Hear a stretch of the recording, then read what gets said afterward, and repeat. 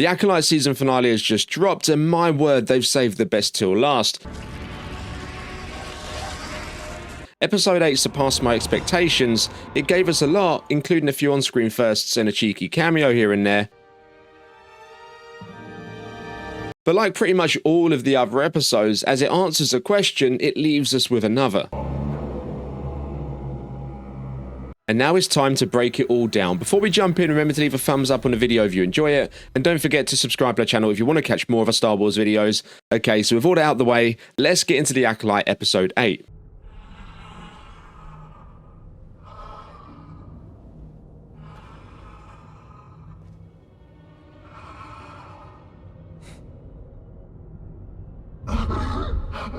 Osha?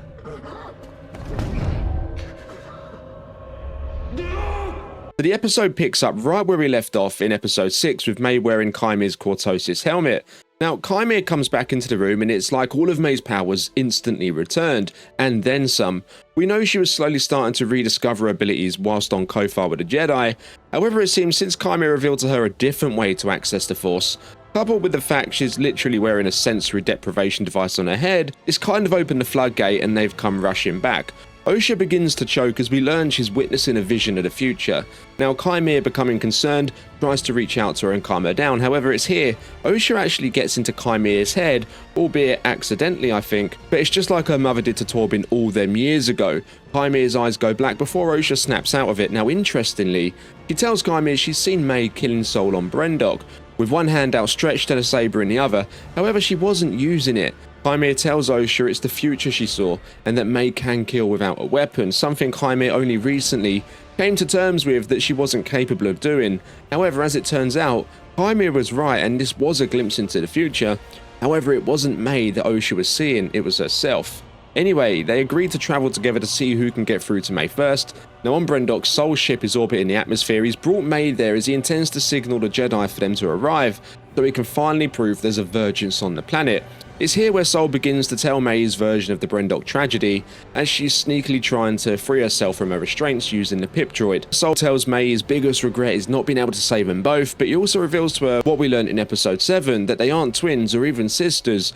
But as soon as he's about to mention their unnatural creation and that they share the same consciousness, Osha uses Pip to stun him and makes a dash for the escape craft, where she actually puts on a helmet that bears a familiar Firebird symbol. Now, this symbol was originally for the Jedi Order, but it would later become, after a few alterations, the official symbol of the Rebel Alliance. Anyway, as Soul pursues her through the asteroid field, he goes to shoot, but Basil, for some strange reason, decides to sabotage the ship's wiring, which stops him as May crash lands onto the planet. Obviously, Basil sensed, in some capacity, Soul's actions could have led to May's death and wanted to stop him doing it. Just how he knows that is a mystery, but I have a thought. In Rogue One, we learn that the Force moves darkly around a creature that's about to kill. Now, although it's yet to be established in canon or even legends, perhaps Tinan's Basil species have some kind of connection to the Force, which would actually make them far more efficient trackers if they're able to not just track a scent, but also someone's presence in the Force as well. Anyway, we cut to Coruscant where we see Senator Rayancourt, played by David Harwood, who was mentioned a few episodes back, questioning the ongoing Jedi murder investigation that's taking place, which up until now the Jedi haven't informed the Senate about. Rayancourt's opinion of the Jedi is that they're a massive system of unchecked power, posing as a religion. He's worried that one day a powerful Jedi will fall and no one will be able to stop them, which to me seems to be foreshadowing the fall of Anakin Skywalker and the rise of Darth Vader and the Empire. Venestra doesn't do much to ease his concerns, and Rayancourt ends up reporting Venestra to Senator Drellick, who's actually of the Tarsant species. Interestingly, a member of the same species served as a Chancellor during the New Republic era, which we saw in The Force Awakens. Now anyway, back on Qimir's island, which I still think is Baldamnic by the way, and nothing in this episode has convinced me otherwise. In fact, an appearance in a moment nods towards this actually being the case. Now we see Qimir offering to train Osha, but she flat out rejects him. As she said before, she's not as easily corrupted as her sister, whereas May on the other hand took up Qimir on a deal without a second thought. We witness their ship depart from the mouth of a cave, and as the camera pans around, we see a creature lurking in the shadows. And as it moves into the light, it looks to be Palpatine's one-day master, Darth Plagueis. Finally getting his live-action canon reintroduction, they've clearly stuck to him being of the Mune species, which is cool, and it kind of makes sense. We were right in picking up on Plagueis clues throughout the season. However, rather than Qimir actually being the wise Sith Lord himself, it turns out he's someone with a very close connection to him. So who that makes Qimir is still up in the air. However, I've done some digging online, and as it turns out, Qimir was actually going to be Darth Tenebrous in the series, but it was cut out. So whether he still is or not, or perhaps he's Darth Tenebrous' other apprentice that Plagueis is keeping a very close eye on, or even an early apprentice to Plagueis himself before he came across Palpatine, is yet to be seen. But hopefully, if there is a season 2, it will be revealed there. Now, it's at this point that all parties begin to arrive on Brendok. Venestra's en route with a team of Jedi Knights, just enough to not raise an alarm to the rest of the Order or the Senate. They still want to keep this whole thing under wraps for now at least. Now on Brendok, we return to what's left of the Witch Fortress after the fire 16 years prior.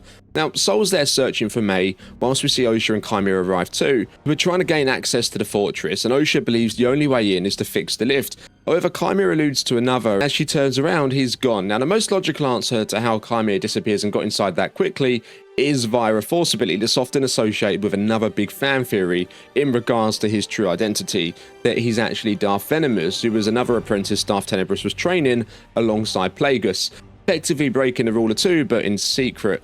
Venomous in Legends was able to use the Force to levitate himself.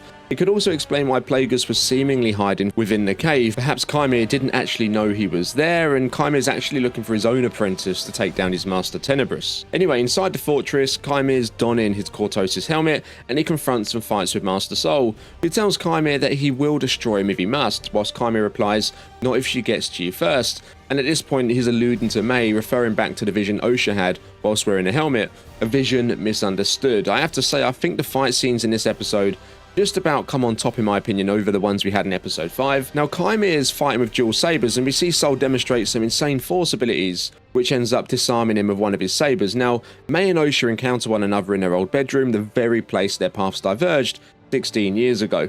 As it turns out, May's the one to finally reveal the truth to Osha, that she didn't mean to cause this fire, that it wasn't her that killed the Coven, it was actually Sol. He killed their mother. She saw it with her own eyes, telling her that Sol was the reason she had those negative emotions that stopped her becoming a Jedi. Really, it was him that failed her rather than the other way around. Now, back on the ground, as the fight between Sol and Qimir rages on, the Jedi ship flies over and Sol tells Qimir that he's going to pay for what he's done. And Qimir's response to that is, "They aren't here for me." Sol destroys Qimir's other saber and he pretty much has him on the ropes. But it's at this moment that May appears and disarms him, tossing his saber to the ground. Now Qimir senses this is the moment Osha saw in her vision, and he encourages May to strike him down to complete her test and her journey to the dark side, very similar to how Palpatine wanted Luke to kill Vader in Return of the Jedi. However, May refuses. Instead, she wants him to pay for his crimes, not take what could be seen as the easy way out by dying. I guess as Torbin did. She wants him to confess to the High Council, the Senate, the Republic, everyone. So Sol tries to reason with her, telling her he believes they're the same person, created with the use of the Force by their witch mother Anastasia, telling him he doesn't know how she did it, but likely with the use of her versions on the planet. Now the camera at this point pans to Qimir, who looks up with interest. So perhaps this is an ability first used by the witches, which has now come to the attention of the Sith, and we know one day Plagueis goes on to attempt this himself, where the Force answered back, and instead created the prophesied chosen one with Anakin. Anyway, May gets Sol to confess to killing Mother Anastasia, and Osha hears it. Just as she's walking out into the courtyard, Sol tries to explain his thought process behind his actions, that the Jedi wouldn't have trained her otherwise as she was too old, that he kept it from her for her own good essentially. But at this point, Osha can't see past the fact he's lied to her and kept that lie since day one. Osha's devastated as she's holding Sol's saber in one hand. She tells him to stop talking as she reaches out with her other. She makes Sol stop talking effectively as we see what is possibly the first time the Force choke ability has been used. Her face is almost expressionless, cold, but the saber tells a different story entirely. We can see the crystal begin to bleed red. In canon, a lightsaber becomes red through the act of a Darksider bending it to their will, pouring their rage, fear and pain into it, causing it to, as the name suggests, bleed. And once done so, Osha's journey to the dark side is complete. Not only has she killed a Jedi without a weapon, which was May's mission that she failed, she's also managed to bleed a Kyber crystal, which was also another mission of the Sith. Qimir goes to her side, and in a moment of pure emotion, she ignites the saber and swings it in his direction, revealing a blue blade slowly being consumed by red, in what I think is one of the most coolest lightsaber moments there is, and now it really makes me want to buy a saber that does that. Anyway, the Jedi are there. Venestra senses Kymir's presence, and he senses hers and puts on his helmet and splits, confirming to us that he was once her apprentice, with her likely being responsible after all for the scar on his back. Now, May tells Osha they need to leave, and soon after, Venestra finds Sol's lifeless body, and she picks up on Force echoes of what transpired there the night of the tragedy, allowing her to piece the clues together. Now, the girl's way out of the fortress without coming into contact with a Jedi is the same way May survived the fall the night of the fire. Through a tunnel, it seems like a young May was sucked inside, preventing her from falling to her death, in a similar way to how Luke was sucked inside of a tunnel on Cloud City just after he lost his hand to Vader in The Empire Strikes Back. As the Jedi search the compound, Venestra stays with Sol as Qimir watches his former master from the shadows. I think this will likely be a story we continue in Season 2 if it happens, what really went down between Venestra and Qimir. Now, Qimir leaves and catches up with the girls at the Bunta Tree, where Osha agrees to go with Qimir if he lets May go. After all, he wouldn't really want the Jedi running around after her with her knowledge of the Sith, so Qimir wipes her memory, removing any trace of her sister Osha and her former master permanently. No matter what the Jedi do, May won't be able to tell them a thing. Anyways, the Jedi arrive and she's under arrest. They take her back to Coruscant, where she meets with Venestra there, who's well aware of who she is, although she's aware she has no recollection of the last 16 years.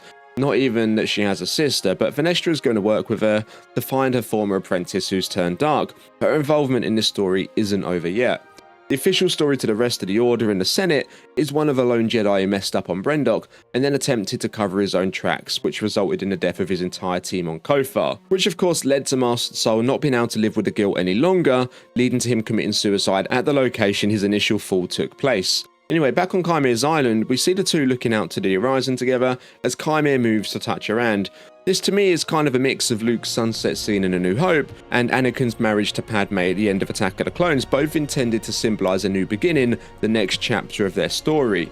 Now, the episode ends with something not many fans were expecting: Venestra off to speak to Master Yoda, likely to seek his guidance and counsel, telling him a version of the events, but like before, from a certain point of view. This episode for me was the best of the season. The big theme of the show overall was that actions have consequences, as seen with pretty much all of the characters, but none as much as Master Sol. We finally had our live action canon debut of Darth Plagueis, something fans have wanted to see ever since the announcement of The Force Awakens, and we're still left with plenty of questions for Season 2, like if Qimir isn't Plagueis, then who is he? Tenebrous, venomous, or someone new? And is Basil Force sensitive? Sure, the show has had its issues. I wasn't a fan of how they used episodes 3 and 7. I feel what we learnt there could have been condensed down into a shorter flashbacks that occurred during episodes in the main timeline, but overall I enjoyed it, and with the introduction of Plagueis, this story feels way too important to not be renewed for a second season. But I want to know your thoughts on the show, and who do you think Qimir is now? As always, drop your thoughts, theories and wilder speculations down in the comments below. Remember to leave a like on the video if you enjoyed it, and subscribe to the channel if you'd like to catch more of Star Wars videos. Catch you in the next one. May the Force be with you.